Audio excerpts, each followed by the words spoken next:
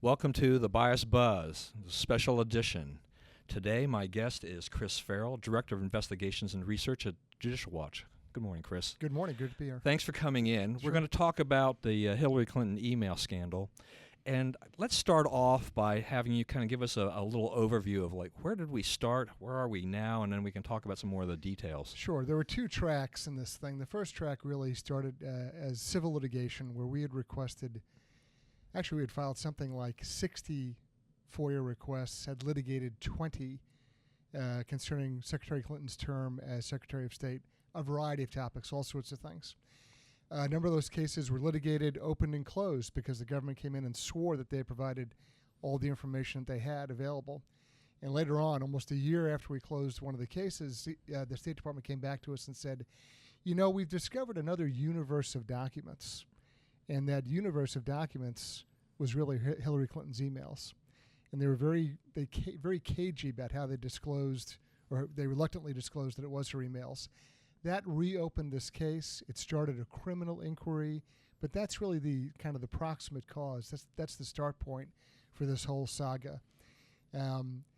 Once there was a realization that these emails had been absconded with, really, by Mrs. Clinton, tens of thousands of them, and then taken, and then she had deleted again tens of thousands, and only turned over about 50,000 pages of material.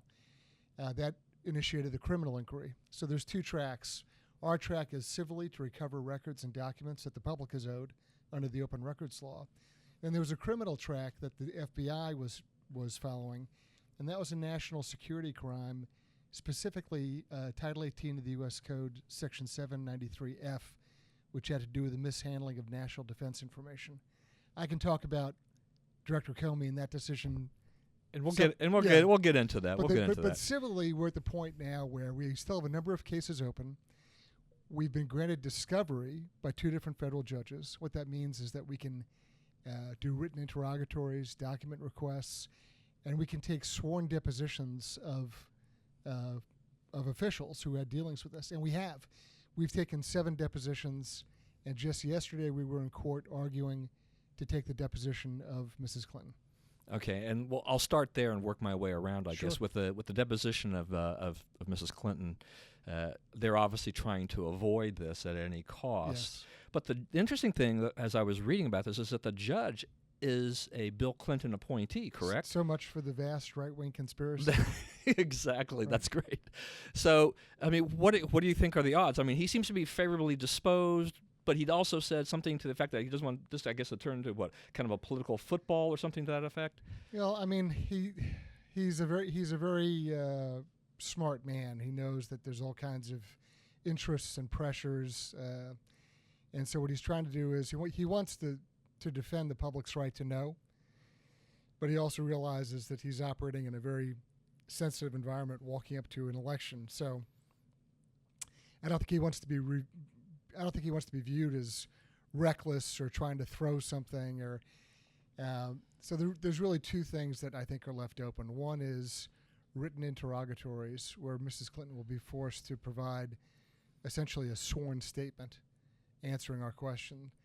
That's the lesser of the two. And, of course, the better of the two would be an actual deposition, because then you have somebody alive in front of you. You're interacting. You're asking and answering questions. It's a much better means of arriving at the truth, frankly. Doesn't the lack of interest, or, I mean, just trying to kind of avoid getting to this deposition stage, doesn't this kind of also give you the feeling, or give the public the feeling, that she really is trying to hide something or avoid something, which she claims she hasn't been?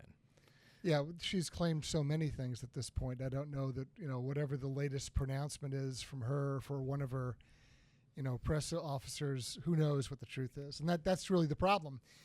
She's made all sorts of statements, but we need to get her under oath. That's the critical part, right?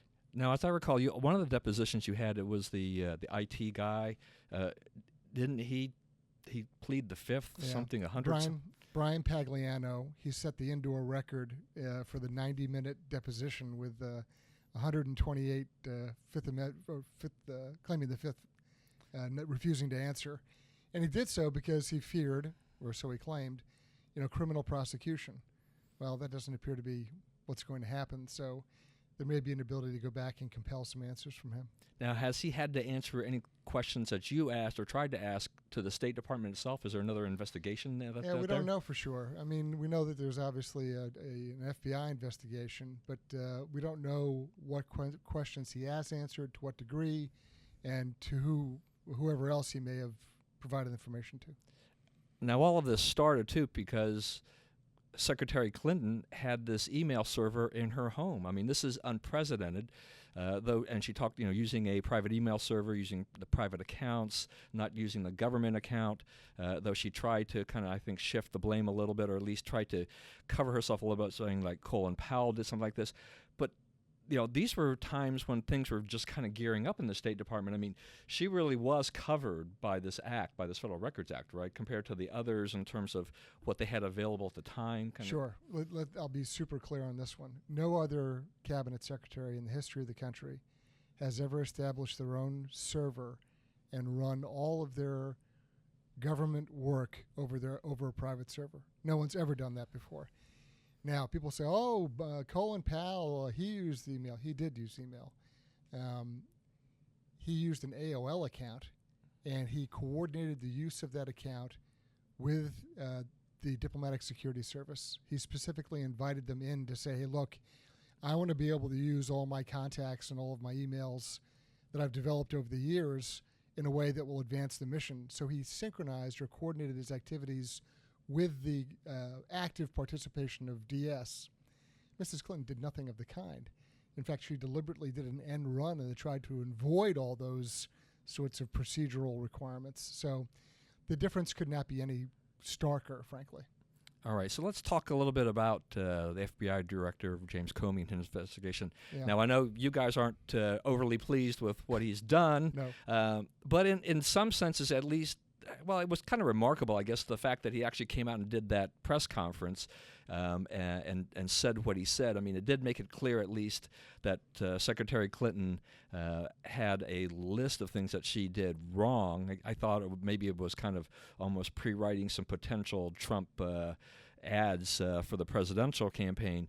But you do have some problems with what he did. Yeah, I mean, look, it was, I mentioned earlier, it was a national security crime investigation, and specifically Title 18 of the U.S. Code. Section 793F is the felony count for mishandling national defense information. 1924 is the misdemeanor version of that. That's what General Petraeus pled to. Got 2 years probation and a $100,000 fine for doing a tiny, tiny fraction of what Mrs. Clinton did. So let's discuss Director Comey. He lays out all the elements of the crime. He then goes on to provide examples of how Mrs. Clinton sort of satisfied or conducted each of those elements, and then says, we're not going to charge her with anything. I mean, it's incomprehensible. It's unbelievable that someone would do that. Now, he may have his own motives or ideas, I can't get in his head. Who knows? But there's a problem with it. First of all, it defies logic.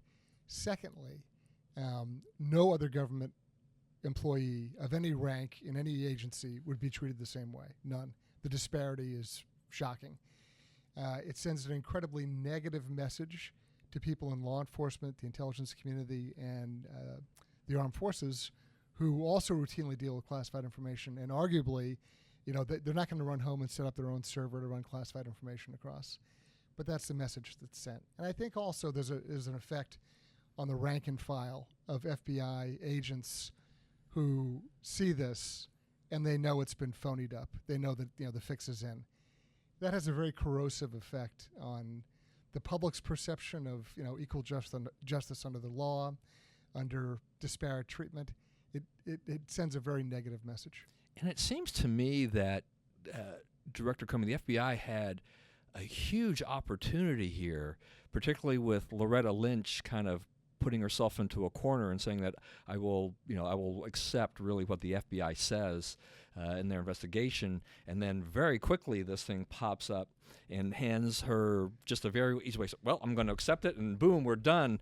It does make you wonder. Yeah, the sequence of events, the sequence of events from the tarmac meeting with Bill Clinton to a couple of days later, this sort of sweetheart interview a voluntary interview at the FBI. When I heard that happened, my first question was it a rights warning event, right?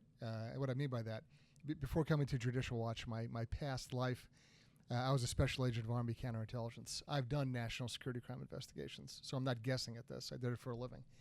And when you have a suspect in the room, and I'm a law enforcement officer, and I have reason to believe you've committed a crime, and I'm going to question you, I have to Mirandize you. If I think you're a suspect and I think you committed the crime, and that's what this is all about, really, I need to give you a rights warning. And it can be done any number of ways. You can do it like they do on TV, right? But they can also, you can Mirandize someone by kind of talking through the rights in a very factual but casual way. And so it was clear that this was not a rights warning interview or event, which means that she was not a suspect, at least in the minds of those people in the room. And right there, you're done. You can tell that nothing was going to happen. Right, and I think that one of the part of the fallout of all this email scandal really is that Hillary is having a very tough time on the trustworthiness, honesty scale when the polls are being done. I don't know how much more some of these latest revelations will affect that. It seems, though, that she's got a little bit of a Teflon shield in the sense that even with these high negatives, she's still kind of just bouncing along and seems to be relatively unscathed. Now, voters may have a different opinion when we actually get to the polls in November versus what we're seeing, in these 1,000-person polls that we're seeing in the media at this point. Do you see any effect, or that will happen as a result of this, in this election? Well, I think, like you mentioned, her credibility is shot. Excuse me, with the average voter.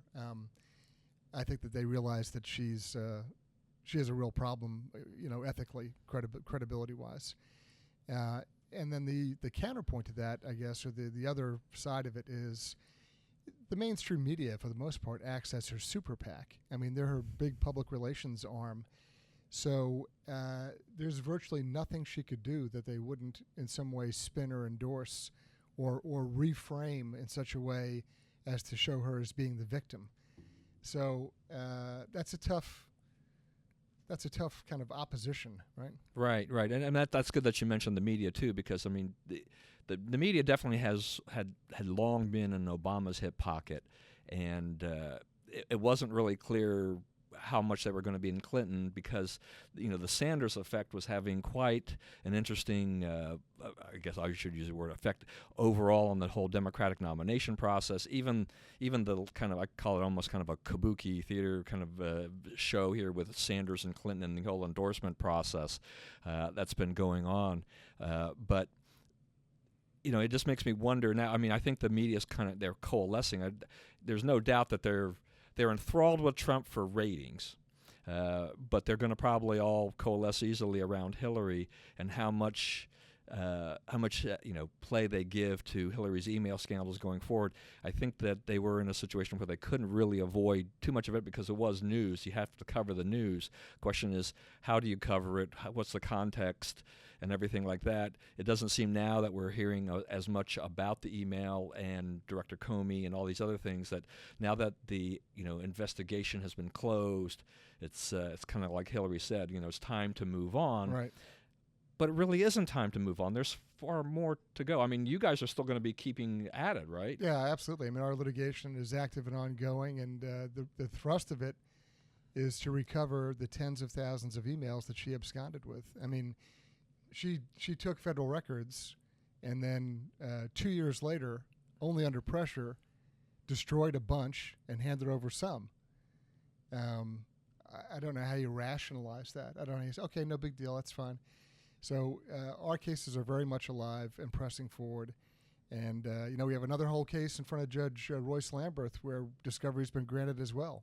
So we're going to go back and keep drilling down on this. We're going to get answers and put people under oath and hold them to it. All right, one question. How many more emails are out there that you are aware of? Yeah, they had a hard time answering that question yesterday in front of Judge Emmett Sullivan during the hearing. There are the recovered emails that the FBI obtained forensically, and no one has a firm number. They just say several thousand. And what does that mean? 7,000, 10,000, who knows? So this could go on for quite a while, and trying to figure this out. This is not disappearing anytime soon. Well, that maybe that's good news for Donald Trump, especially if maybe there'll be an October surprise. I don't know. I don't know either. Yeah. Hard to predict an election cycle, and this has been a crazy election year. So how do people get in touch with you guys at Judicial Watch? Sure. The best thing to do is to go to our website, which is Judicial Watch, altogether one word, judicialwatch.org, O-R-G. And we put all of our work up there. Folks can go and look at records and documents and on any number of topics. We do a lot more than just this email issue, although it's obviously very important, but there's tons of other stuff up there. Great, Chris. Thank you for joining me. And to our viewers and listeners, yes, please check out Judicial Watch. They have done great work, and they deserve your support. So thanks once again, and this has been The Bias Buzz.